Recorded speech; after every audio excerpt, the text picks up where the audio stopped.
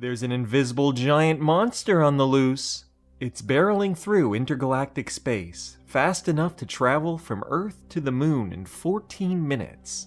But don't worry, luckily this beast is very, very far away. This potential supermassive black hole, weighing as much as 20 million suns, has left behind a never-before-seen 200,000 light-year-long trail of newborn stars. The streamer is twice the diameter of our Milky Way galaxy. It's likely the result of a rare, bizarre game of galactic billiards among three massive black holes. Astronomers suspect that first two galaxies merged perhaps 50 million years ago. That brought together two supermassive black holes at their centers.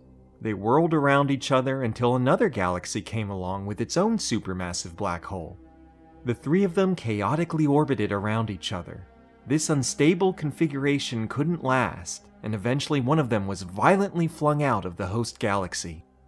Rather than gobbling up stars ahead of it, this speedy black hole is plowing into gas in front of it to trigger new star formation along a narrow corridor.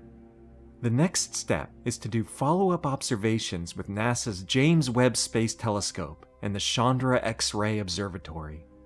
Also, NASA's upcoming Nancy Grace Roman Space Telescope will have a wide-angle view of the universe with Hubble's high resolution. As a survey telescope, the Roman observations might find more of these rare and improbable events elsewhere in the universe.